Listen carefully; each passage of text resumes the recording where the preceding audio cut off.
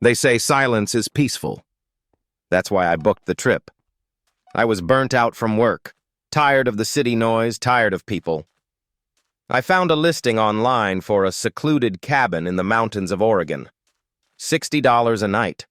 No Wi-Fi, no neighbors. Perfect. The drive up took 4 hours.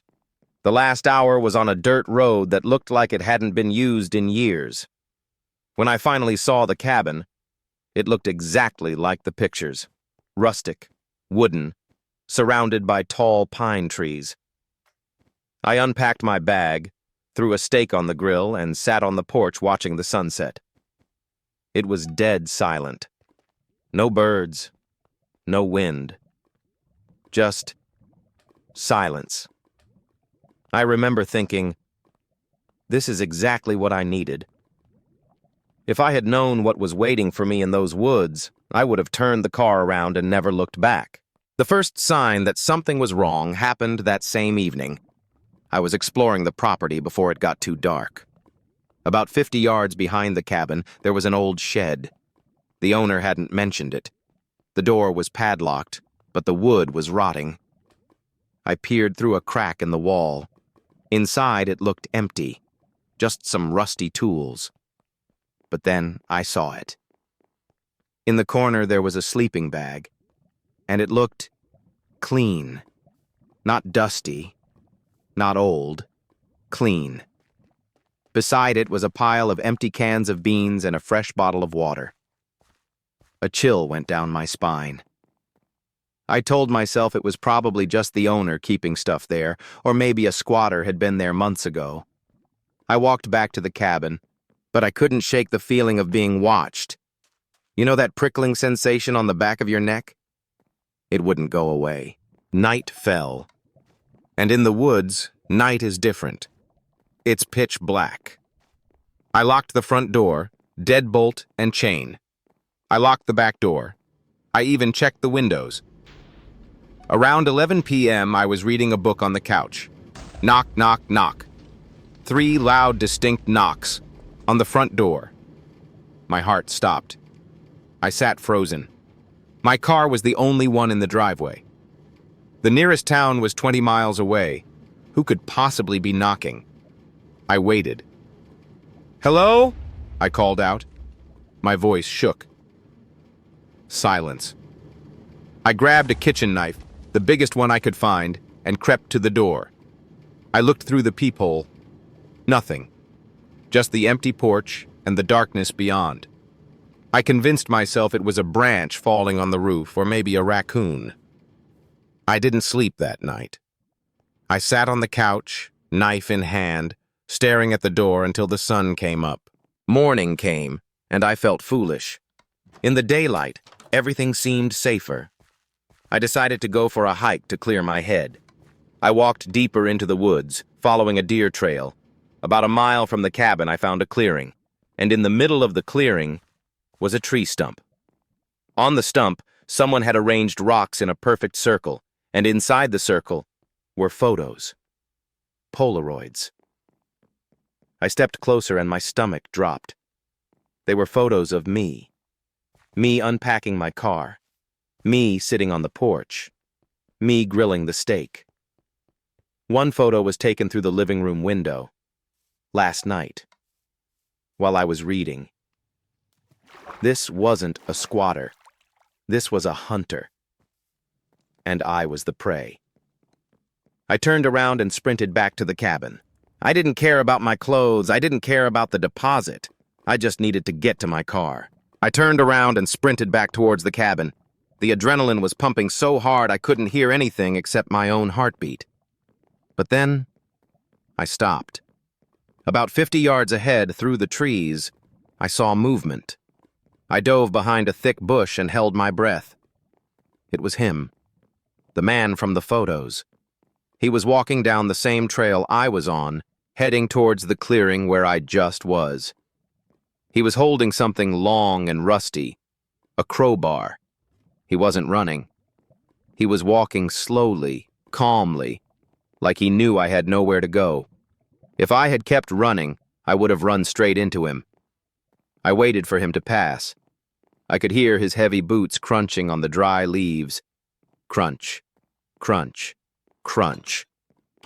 He stopped about 10 feet from my hiding spot. He stood there for what felt like an eternity, sniffing the air. Then, he kept walking.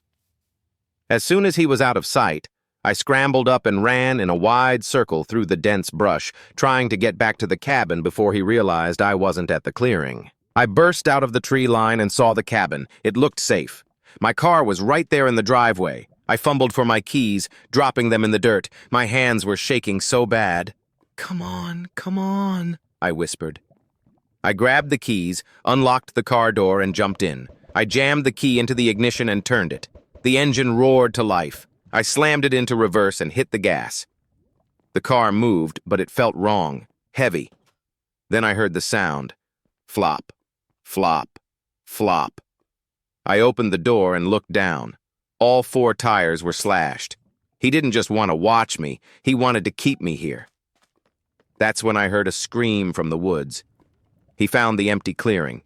He knew I was making a run for it. I saw him emerging from the trees, sprinting towards the car with the crowbar raised. I couldn't drive. I had to barricade. I abandoned the car and ran for the front door of the cabin. I slammed it shut, threw the deadbolt, and dragged the heavy oak table in front of it. Seconds later, bang! The whole cabin shook. He threw his body against the door. Bang! "I know you're in there!" he screamed. His voice was raspy, like he hadn't used it in years. I ran to the kitchen and grabbed the biggest knife I could find. I retreated to the bathroom, the only room with no windows. I locked the door. I turned off the lights. I huddled in the shower stall, clutching the knife. Silence returned. For 5 minutes, I heard nothing. No pounding, no screaming. I thought maybe he gave up. Maybe he went to find another way in. Then I heard it. The sound of glass breaking in the living room. He was inside. I heard his heavy boots on the wooden floorboards. Slow, deliberate steps.